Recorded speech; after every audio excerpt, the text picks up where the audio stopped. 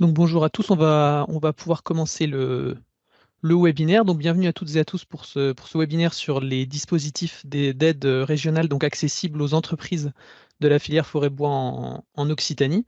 Donc pour celles et ceux qui ne me connaissent pas, donc je suis Quentin Lallemand, donc chargé de mission chez FIBO Occitanie, donc chargé de mission amont, première transformation et bois énergie, donc à l'interprofession, et je serai l'animateur de ce webinaire. Nous vous remercions d'être aussi nombreux à cet événement. Donc on est déjà 32 connectés en ligne là actuellement. Et on remercie aussi, donc je remercie aussi Gilda Toulek, donc le chargé de mission filière forêt-bois à la région Occitanie, et Grégory Covin, donc qui travaille chez ADOC, l'agence de développement économique à la région Occitanie. Je serai secondé par mon collègue, donc Hugues Silverno, tout au long du webinaire, donc qui est chargé de mission prescription bois chez FIBO Occitanie. Donc avant de commencer, quelques petits rappels rapides. Donc pensez bien à couper vos micros et vos caméras pour une meilleure qualité audio et vidéo, histoire qu'on s'entende bien. Pour les questions, donc, vous pouvez les poser via le chat, donc via la bulle de conversation. Et donc Hugues centralisera donc les questions tout au long du webinaire et on restituera les questions et les réponses sur un temps dédié donc à la fin de ce webinaire. Donc, et pour votre information, oui, le webinaire est enregistré. Donc, il sera mis à disposition des participants via notre plateforme YouTube. Donc, au programme de ce webinaire, donc, je commencerai par une présentation rapide de l'interprofession FIBO Occitanie et de ses missions. Ensuite, donc, je laisserai la parole à Grégory Covin, donc, qui nous présentera les missions d'ADOC. Pour continuer donc, et rentrer dans le vif du sujet, donc, avec la présentation de Gilda Toulek, donc, de la région Occitanie, qui va nous présenter les aides régionales suivantes, donc contrat entreprise d'avenir et passe transformation écologique. Et enfin, donc, nous prendrons un temps d'échange pour répondre aux questions. Voilà, donc FIBOA Occitanie, donc qui sommes-nous? Donc en introduction, je souhaitais vous présenter un peu FIBO Occitanie rapidement. Donc on est l'interprofession de la filière forêt-bois en Occitanie. Donc on rassemble l'ensemble des professionnels de la filière. Donc ça va des détenteurs de la ressource jusqu'aux utilisateurs finaux du bois, donc en passant par ceux qui récoltent, transforment et utilisent le matériau bois. Donc aujourd'hui, on compte environ 135 adhérents donc pour l'année 2023 et les 13 organisations professionnelles pour lesquelles on retrouve les petits logos à gauche de l'écran. Donc ils sont tous au sein de FIBO Occitanie, ils siègent au conseil d'administration et donc ils sont réunis en 5 collèges qu'on voit là sur le bas de l'écran. Donc l'interprofession FIBO Occitanie, elle est regroupée au sein d'un réseau national donc qui fédère les 12 interprofessions régionales de la filière forêt-bois dans les différentes régions. Et donc, on est regroupé au sein de FIBOA France. Et donc, FIBOA France, donc, c'est l'interlocutrice privilégiée au niveau national. Elle porte une parole commune auprès des pouvoirs publics et des partenaires nationaux. Donc voilà, ça permet de faire remonter les informations du régional au national. Donc nos missions sont multiples. On a 4 grandes missions. Donc déjà, animer et coordonner le réseau précité, donc le réseau régional précité, donc avec les différentes entreprises de la filière et les organisations professionnelles de la filière forêt-bois. Ensuite, donc accompagner les entreprises dans leur positionnement sur les marchés et aussi dans leurs projets de développement. Donc ça peut se faire comme le webinaire qu'on organise aujourd'hui. Ensuite, donc on représente la filière auprès des différentes instances, donc instances locales, régionales, mais aussi nationales. Et enfin, il y a une mission de communication pour assurer la promotion de l'ensemble de la filière, donc promouvoir le produit bois sous toutes ses formes et aussi promouvoir la construction bois. Donc les politiques qui accompagnent la filière. Donc politiquement, la filière régionale, elle est accompagnée par 2 grands documents donc, qui sont complémentaires. Donc d'un côté, le PRFB, donc Programme régional forêt-bois, avec une échéance à 10 ans, principalement orienté donc, sur le développement et la valorisation de la ressource régionale, avec 4 grands objectifs. J'accepte les retardataires, pardon, excusez-moi. Et donc 4 grands objectifs, je disais, donc créer de la valeur ajoutée en France en mobilisant la ressource durablement, répondre aux attentes des citoyens et s'intégrer donc dans les projets sur les différents territoires régionaux, conjuguer l'atténuation et l'adaptation au changement climatique, puisque les forêts sont aujourd'hui contraintes à au changement climatique, pardon, et donc développer des synergies entre la forêt et l'industrie, donc c'est le lien avec les entreprises de la filière. Et donc le deuxième document, donc c'est le contrat de filière avec une approche plus économique. Donc après un premier contrat de filière sur la période 2019-2022, Un deuxième contrat de filière est en cours de rédaction, contrat de filière forêt-bois d'Occitanie. Donc, il est rédigé avec l'ensemble des acteurs de la filière, l'État, la région et aussi l'ADEME. Donc, il se déploiera jusqu'en 2026 autour de 4 grandes thématiques. Donc, image de la filière, structuration économique, emploi et compétences et observation et connaissances.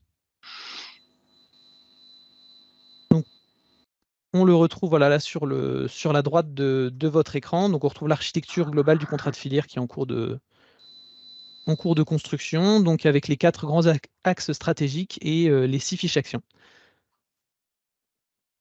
Donc, parmi les axes stratégiques, donc faire connaître la forêt auprès du grand public, donc avec une stratégie communication grand public, du coup, donc aller vers une filière fédérée et performante, donc ça va passer par la fédération, la structuration de la filière, mais aussi la création de valeur ajoutée, rendre les métiers attractifs, c'est un sujet qui est important aussi en région, donc avec des formations adaptées, pardon, donc attirer les jeunes et les actifs vers les métiers de la filière et aussi faire connaître et adapter l'offre de formation donc, aux besoins des entreprises et aussi aux attentes du public.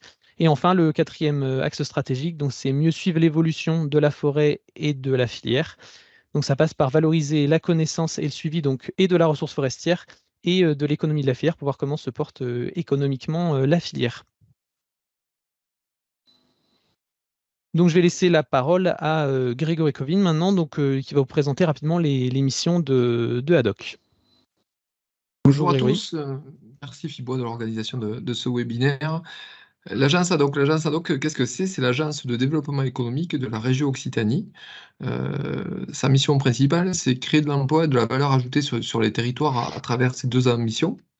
Donc, accompagner les entreprises et les territoires sur l'ensemble de la région Occitanie, donc dans toutes les phases de vie d'une entreprise. Ça va donc on part de l'implantation de l'entreprise en passant l'implantation ou création, que ce soit sur des sujets d'innovation, de développement, ou même au-delà de ça, avec la conquête des marchés à l'international pour certains acteurs, voire la transmission reprise, ou l'item qui nous plaît moins, en fait, pour les entreprises en difficulté, où on accompagne quelque part aussi ces entreprises qui connaissent des moments difficiles.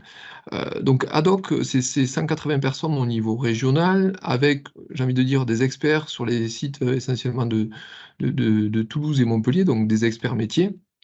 Et ensuite, sur les territoires, des personnes qui accompagnent justement plutôt les entreprises et les territoires. C'est sur ce volet-là que je vais un peu plus insister. Donc les experts, c'est par exemple des experts matériaux ou autres qui sont dans les sièges et qui sont capables de vous orienter, de vous mettre en relation avec des centres techniques, avec tout un tas, j'ai envie de dire, de conseillers.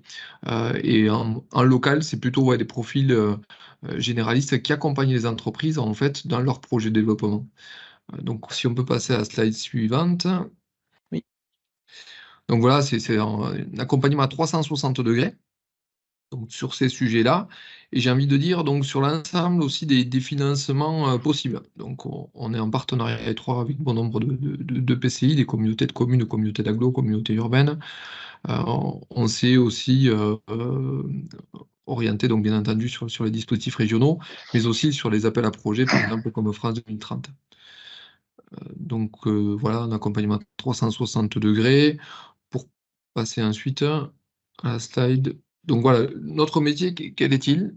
Donc accompagner les entreprises en proximité, accompagner ces entreprises à la structuration de leurs projets, l'ingénierie financière, l'ingénierie de projet au sens large, une mise en relation avec des clients, avec des fournisseurs, avec un partenaire. C'est notre job au quotidien. Donc le suivi des entreprises en difficulté, j'en ai également parlé. Et le relais des expertises du siège, si demain une personne a un sujet innovant en fait dans son entreprise, l'idée c'est de l'accompagner en fait en binôme ou en trinôme avec les personnes donc de l'agence en fait spécialistes du sujet. Et sur donc le deuxième volet, les ressources locales, donc il y a des filières, notamment la filière bois par exemple, où l'idée c'est d'amener, de créer des nouveaux projets autour de la filière bois par exemple, sur l'ensemble de la région. Voilà pour cette slide-là. Quentin, si tu peux passer. Voilà notre répartition territoriale. Donc on est une vingtaine en fait sur l'ensemble des territoires du territoire de la région Occitanie. essentiellement basés dans des maisons de région, donc situées dans ces diverses villes. Ces personnes-là, donc c'est vos référents de proximité qui sont amenés à vous accompagner justement à 360 degrés sur l'ensemble des projets problématiques que vous pouvez avoir, dans vos entreprises. Et donc vous aurez les coordonnées en fait juste sur la slide suivante. Donc si demain vous avez un projet, un sujet à évoquer, donc avec l'agence, vous pouvez bien entendu contacter directement en fait ces personnes-là. Vous avez leur mail personnel et leur, téléphone personnel. Vous avez vu, ce sont leurs téléphones directs et c'est essentiellement des portables, pour vous accompagner en fait, sur vos projets et problématiques. Voilà. OK, merci, merci Grégory. Donc du coup, oui, si vous avez des questions au sujet de cette première présentation, n'hésitez pas à les inscrire dans le chat, donc via la bulle de conversation et on pourra, y répondre, en fin de webinaire. Donc je vais maintenant laisser la parole à Gilles Datoulek, donc pour une présentation rapide, du fonctionnement et des missions de la région, avant la présentation donc des aides régionales, qui peuvent être ouvertes aux entreprises, de notre filière. Bonjour Gilda. Bonjour, merci à Fibois pour la préparation de ce webinaire. Bonjour à tous. Effectivement, donc je vais commencer par évoquer un petit peu les missions que porte la région Occitanie envers la filière forêt-bois et vous présenter voilà, quelques interventions. Donc nous, effectivement, au sein de la région, on est plusieurs directions qui travaillons l'accompagnement de la filière forêt-bois, en particulier donc la direction de la Delta, donc la direction de l'économie locale, du tourisme, de la culture et l'alimentation, donc au sein de laquelle nous sommes deux chargés de mission, donc Claire Farou, basée à Toulouse, et moi-même, donc Gilles Datoulek, basé à Montpellier. Et nous accompagnons la filière bois dans son ensemble, notamment par la compétence de développement économique que porte la région. Nous sommes aussi en lien direct avec d'autres collègues, notamment au sein de la direction de la transition énergétique et écologique, qui accompagne aussi les acteurs de la forêt sur des enjeux plus notamment de bois énergie ou d'environnement et avec des approches coordonnées. Voilà. Donc, nous avons également des collègues au sein d'une autre direction, plutôt sur l'économie, l'emploi et les perspectives, les projets partenariaux donc, qui accompagnent les acteurs de la filière bois plutôt à partir de la seconde transformation du bois. Donc, vous voyez, on a voilà, différentes approches, différentes directions qui travaillons ensemble sur la filière.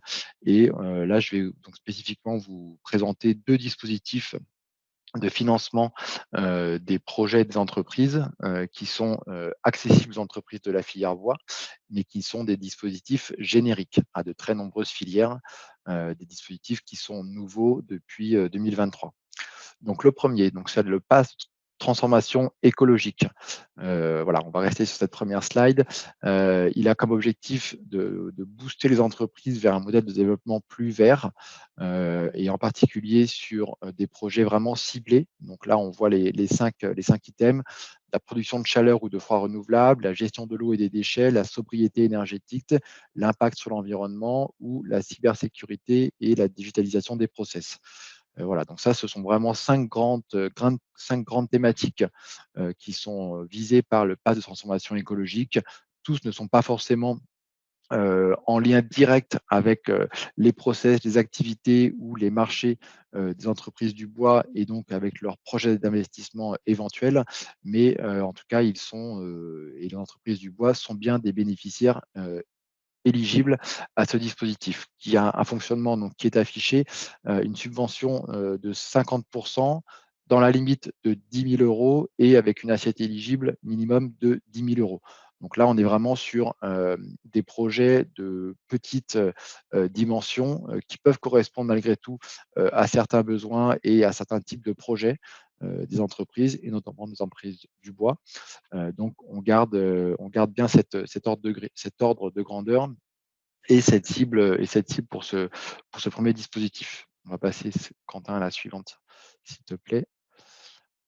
Donc, alors, il faut savoir que désormais, pour tous les dispositifs d'aide aux entreprises, on passe par un outil qui s'appelle le Hub Entreprendre. Là, vous avez en haut sur le visuel donc, du site hubentreprendre.laregion.fr qui centralise tous les documents, toutes les informations, tous les notices des dispositifs régionaux d'aide aux entreprises et qui va vous donner ensuite le détail au travers d'un document détaillé, pardon, d'un document dédié. Donc là, en l'occurrence, sur le PAS de transformation écologique, on est sur des bénéficiaires, donc des entreprises de 1 à 19 salariés, y compris des entreprises individuelles, mais qui doivent comporter elles aussi à minima un salarié, des entreprises qui disposent d'un bilan sur au moins 12 mois et qui ont leur siège ou un établissement secondaire en Occitanie, avec la particularité que le territoire des métropoles n'est pas éligible.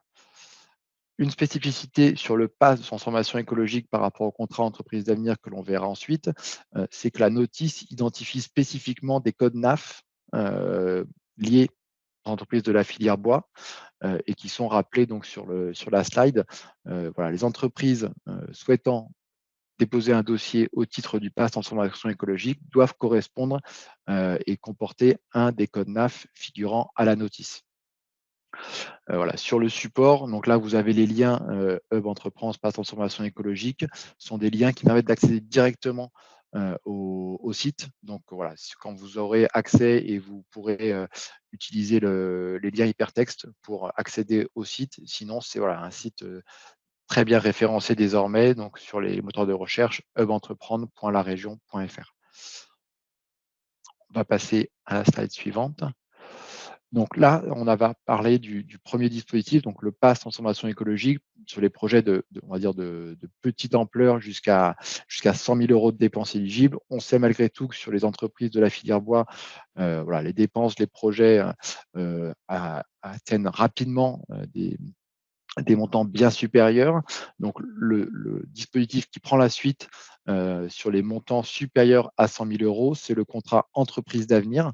Donc, il a en particulier remplacé dans son esprit, dans ses ordres de grandeur et dans ses types de projets le contrat bois que certains d'entre vous ont pu connaître jusqu'en 2022.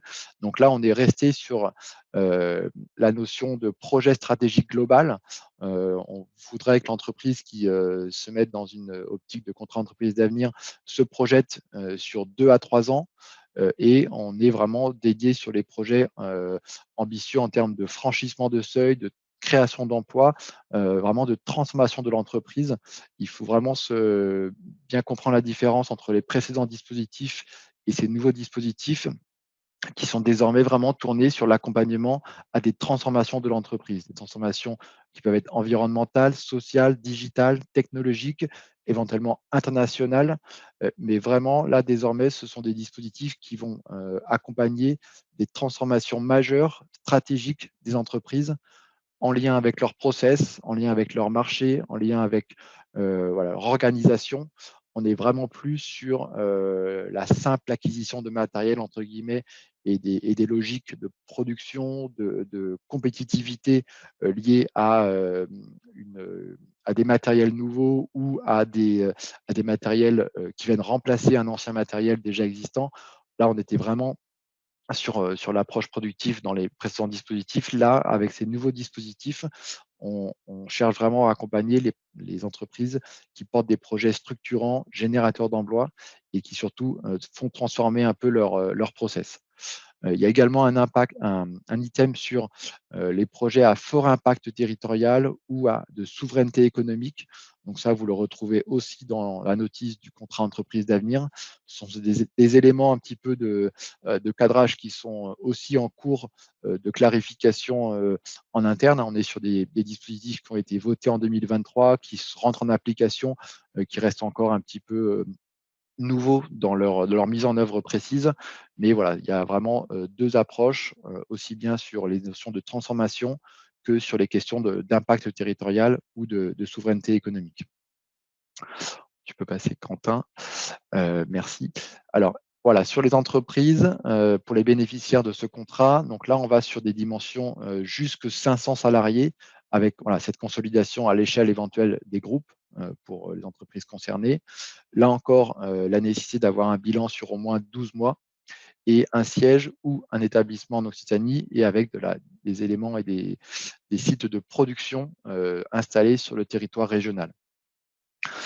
Alors là, on a 2 modalités d'aide, aussi bien sur la subvention que l'avance remboursable ou la combinaison des deux.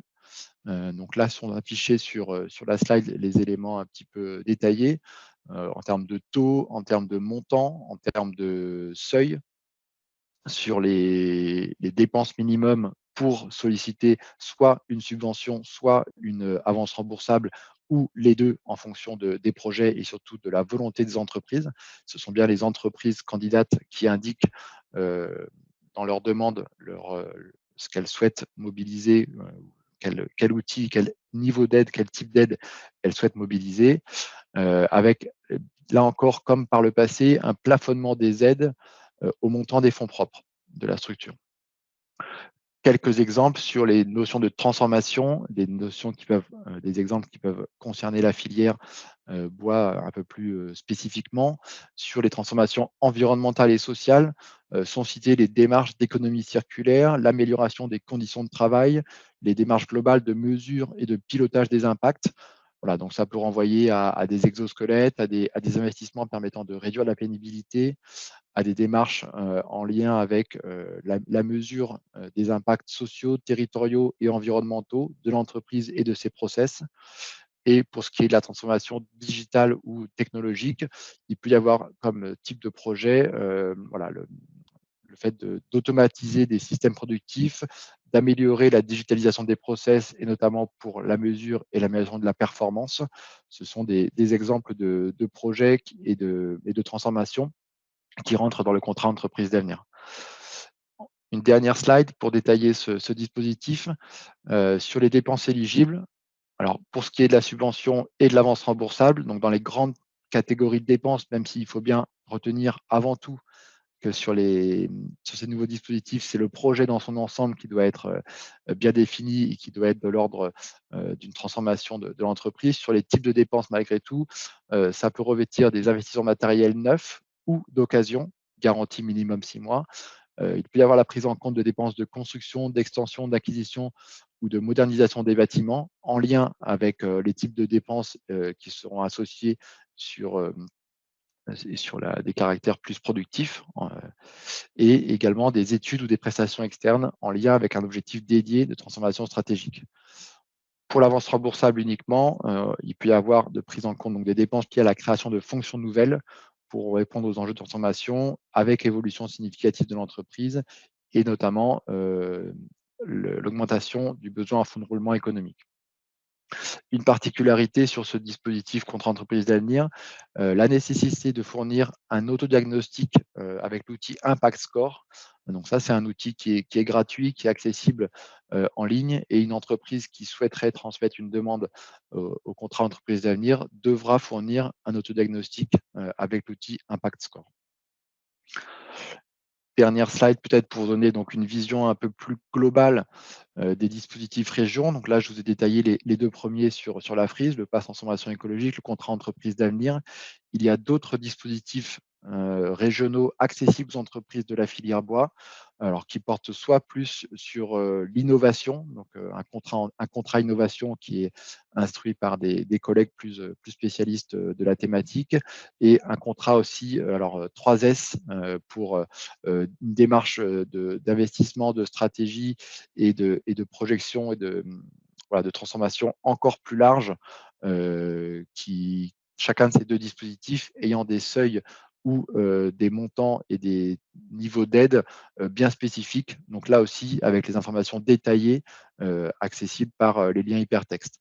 Et enfin, un dernier dispositif qui est moins en lien avec les projets portés directement par les entreprises de la filière, mais qui peut malgré tout les intéresser, un dispositif peuplier qui permet actuellement de financer les projets des propriétaires de surfaces de peupliers par rapport à des replantations ou à des travaux à réaliser sur ces parcelles, puisqu'on sait que voilà, la filière peuplier en Occitanie, elle a aussi un enjeu particulier, une place voilà, dans une transformation d'une essence et de l'approvisionnement de certains circuits courts et de certains produits bien spécifiques, notamment sur l'emballage.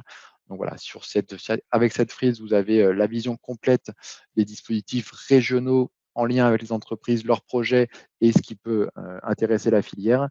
Et pour terminer sur les autres interventions de la région, donc cette fois-ci non pas au titre de dispositifs uniquement régionaux, mais la région est autorité de gestion donc, du Fonds européen, donc le FEADER, les aides de l'Europe au titre de la politique agricole commune. Et à ce titre-là, d'autres dispositifs sont ouverts, notamment sur les sujets de la défense des forêts contre les incendies, de la desserte forestière ou de la mobilisation de bois par câble, et également sur l'animation de stratégies locales de développement forestier, donc, que sont notamment les chartes forestières de territoire et les plans de développement de massifs, des outils territoriaux que vous pouvez connaître pour certains d'entre vous certainement sur vos territoires. Voilà, je vous Merci Hilda. remercie pour votre attention. Merci Hilda. Oui, donc si vous avez des questions, donc comme je le disais, n'hésitez pas à les mettre dans le chat et je vais passer la main à Hugues, peut-être déjà pour Oui. poser les premières questions à nos intervenants. Parfait. Bon, du coup, là, on est assez ciblé par rapport à l'intervention de Gilda. Alors, on a une première question sur est-ce qu'il y a des conditions ou bonifications lorsque l'entreprise est certifiée PEFC? Gilda. Non, il n'y a pas de bonification ou de conditions d'éligibilité particulières portant sur ces sujets. Et là aussi, il faut une des raisons, en tout cas pour ce qui peut expliquer cela, c'est que ces dispositifs-là sont vraiment des dispositifs génériques qui s'appliquent aussi bien sur des filières industrielles, vraiment très, très, très loin des sujets et des enjeux de la filière bois. Donc, dans la mise en œuvre et dans les conditions, dans le fonctionnement un petit peu général de ces outils, on est sur des éléments voilà, externes aux spécificités de la filière bois. Très bien, je te remercie. Ensuite, on a une deuxième question sur le contrat à venir, entreprise à venir, pardon. Est-ce qu'il rentre dans les aides Minimi? Alors, le régime de minimis, donc ça c'est effectivement un cadre juridique qui permet aux acteurs publics d'attribuer des aides aux entreprises, puisque effectivement lorsque un acteur public, une institution accorde une aide publique à une entreprise, il est nécessaire d'avoir un cadre juridique le permettant. Effectivement, le régime de minimis qui plafonne le montant des aides accordées au titre de ce régime à 200 000 € sur 3 ans peut être un cadre réglementaire d'attribution des aides pour le contrat entreprise d'avenir. Merci. Ensuite, une troisième question, c'est pouvons-nous avoir un bilan des projets subventionnés pour le contrat à venir? Quel type d'entreprise, amont, aval, et quel type de besoin? Alors aujourd'hui, on est vraiment sur la mise en œuvre le début de la mise en œuvre de ce nouvel outil. C'est quelque chose c'est un dispositif qui a été voté en 2023, dont l'outil, oui, j'ai pas évoqué ce point-là, mais la transmission de la demande, aussi bien pour le PAS que pour le contrat entreprise d'avenir, s'effectue désormais uniquement de façon dématérialisée. En passant notamment via le Hub Entreprendre, ça renvoie sur la plateforme dédiée. Et ça, c'est quelque chose qui a été ouvert et rendu opérationnel en octobre, encore pour le contrat entreprise d'avenir. Donc, c'est très récent. Jusqu'à présent, on n'a pas d'exemple précis de dossier de demande de contrat entreprise d'avenir qui aurait été validé, qui aurait donné lieu à l'octroi d'une subvention. Donc, on ne peut pas encore partager des exemples. Ce sera plutôt possible, à mon avis, à partir de 2024.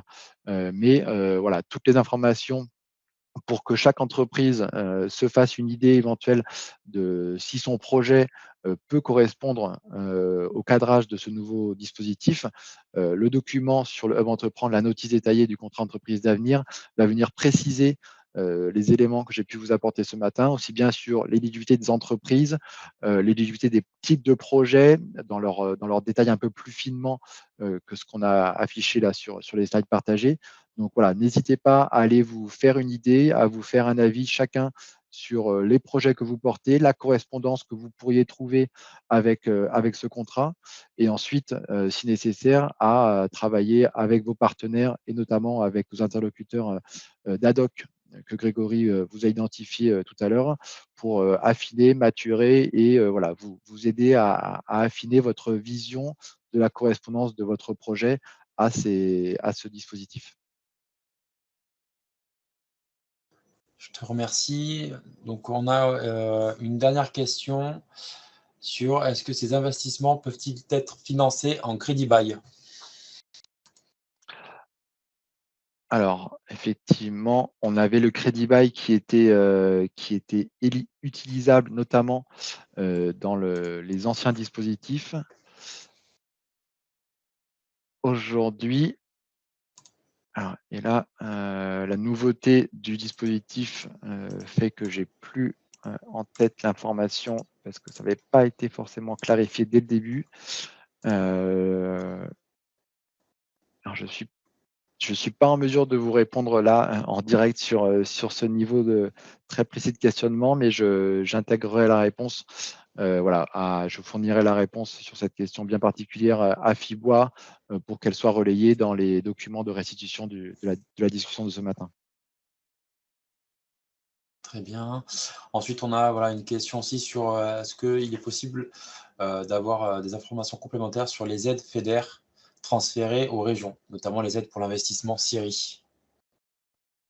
Alors, sur les aides du FEADER, donc pour ce qui était alors il y a 2 sujets dans la question. Il y a la question du transfert des aides qui étaient précédemment instruites par l'État, que ce soit par la DRAF ou par les DDT.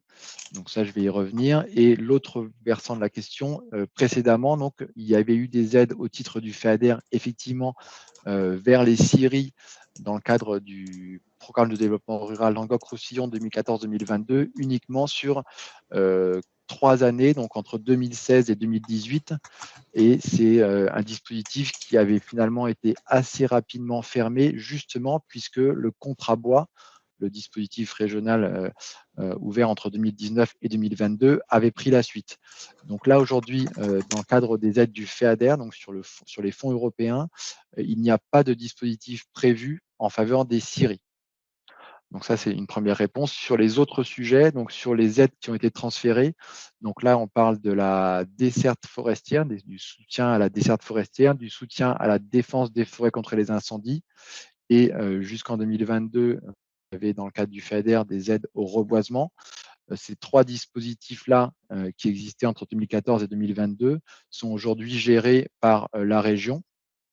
Et les dossiers qui restent, entre guillemets, dits vivants de ces mesures, pour lesquels il y a encore des paiements, éventuellement des avenants ou une fin de gestion, ce sont désormais des personnels de la région qui sont les interlocuteurs des bénéficiaires.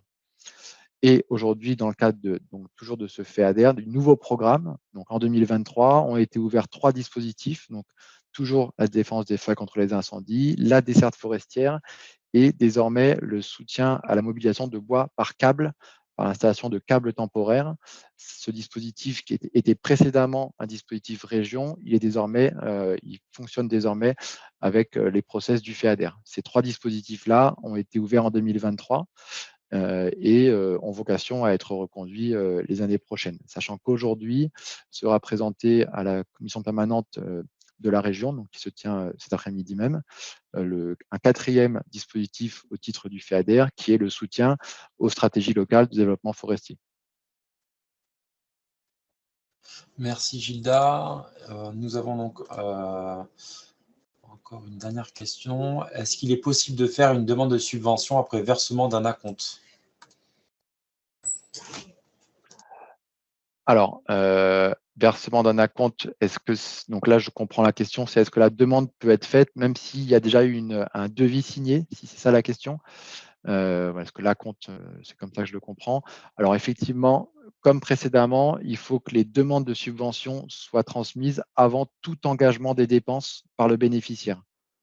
Voilà, donc là vraiment, comme pour les précédents dispositifs, la demande de subvention doit intervenir et donc désormais via l'outil de dématérialisation, cette demande de subvention doit être faite avant tout engagement des dépenses, sinon ça peut remettre en cause les dépenses engagées ou tout le projet, en fonction de la particularité des situations.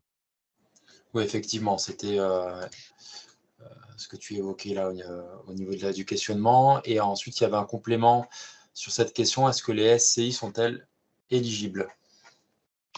Alors non, Non, les SCI ne sont pas éligibles. On est vraiment sur des formes entreprises et donc les SCI ne sont pas éligibles. Très bien, merci. Ensuite, il y avait une question sur les appels à projets mesure 8.6.1, si elles seraient renouvelées en 2024. Oui, alors effectivement, cette question elle porte sur des aides aux entreprises de travaux forestiers que la filière a bien connu puisque nous avions ouvert chaque année au titre des précédents aides, des précédents programmes sur le fonds européen, aussi bien côté Aix-en-Provence-Roussillon que Aix-Midi-Pyrénées, des dispositifs et des financements FEADER et régions. Donc en 2023, il y avait un dispositif de l'État qui traitait ce même type de projet et qui pouvait du coup correspondre aux besoins des entreprises. C'est ce qui a fait que la région n'a pas ouvert de dispositif en 2023 sur le FEADER. À ce stade, on prévoit d'ouvrir un dispositif en 2024, sauf à ce qu'on apprenne que l'État pérennise son guichet. Aujourd'hui, on n'a pas cette information, donc on travaille dans l'optique d'ouvrir en 2024 une aide aux entreprises des travaux forestiers assez proche de ce qui s'appelait précédemment les mesures 8.6 côté Languedoc-Roussillon et 8.6.1 côté Midi-Pyrénées. Très bien, merci. Ensuite, donc là, bon, c'est plus une affirmation, quoiqu'après ça ouvre sur une question. Sur l'investissement Syrie, donc il y a uniquement le contrat entreprise à venir avec ces conditions, donc aucune possibilité pour du renouvellement de matériel. Point d'interrogation. Effectivement, si on est sur une entreprise qui cherche à remplacer un matériel voilà, de son process qui arrive en fin de vie et qui veut le remplacer par le même matériel neuf, si on est dans de la simple on va dire, acquisition de matériel productif sans transformation de process ou sans transformation vraiment de son fonctionnement, de son organisation, voilà, on n'accompagne plus aujourd'hui ce type de projet via le contrat entreprise d'avenir. Très bien, merci. Ensuite, voilà, on a encore une question qui vient d'arriver. Sur le contrat entreprise à venir, peut-il prendre en compte des projets de développement type installation de machines permettant de nouvelles prestations? Oui, alors là, effectivement, ça renvoie à des situations un peu détaillées, à des projets un peu individuels. Donc là, il faut vraiment que les entreprises, dans leur intégration des dispositifs de soutien, prennent la connaissance détaillée du dispositif et se fassent elles-mêmes un avis au titre des rédactions et des formulations qui sont dans le dispositif, de comment elles envisagent le rattachement de leur projet, que ce soit sur la diversification d'une nouvelle activité, d'un nouveau produit, aux enjeux et aux critères du contrat entreprise d'avenir. Et c'est vraiment dans l'analyse que chaque entreprise pourra se faire de son projet que l'on pourra ensuite éventuellement confirmer ou venir compléter sur des questionnements.